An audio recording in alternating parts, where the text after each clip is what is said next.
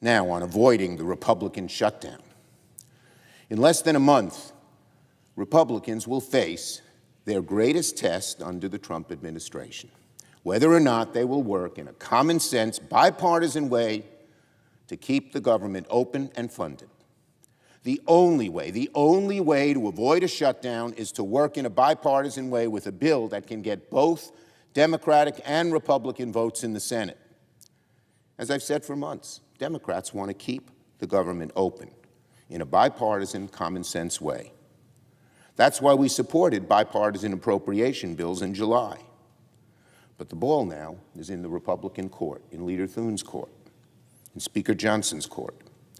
Republicans cannot expect Democrats to go along with a partisan bill that they concoct without any input, without any changes that America wants and that Democrats are fighting for.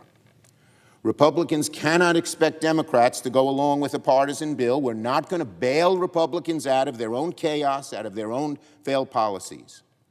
If the Republicans choose the go-at-it-alone approach, if the Republicans continue to pass legislation that raises costs and devastates the American people, if Republican senators keep bowing down to Donald Trump even though they know what he's doing is unpopular and they know he's in a bubble, talking to rich people and nobody else, thinking he can bamboozle everybody else, they'll be responsible if a shutdown happens. And, as everyone knows, the clock's ticking. We have fewer than 13 legislative days to go, but so far, Republican leaders have been MIA. They just don't know what to do. The start of the August recess.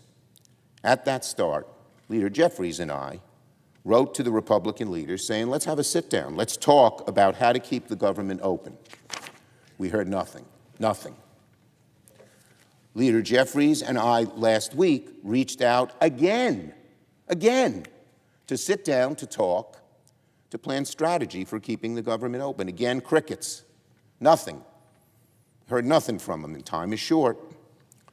So what are the Republicans going to do? I know they're struggling. I know they're divided in their caucuses, both in the House and the Senate, and the House and Senate Republicans are divided.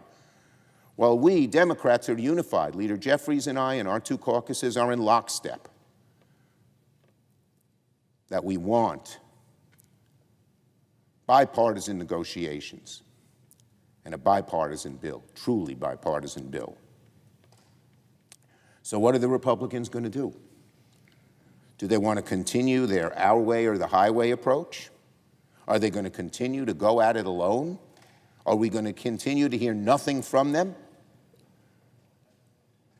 Are the Republicans going to keep giving the finger to everyone in Washington who wants to seek a common sense, bipartisan governance and solution?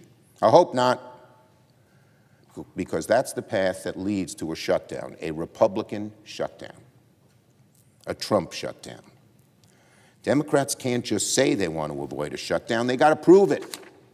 They need to sit down with us, work with us on something Democrats can support. And actions speak a lot louder than words.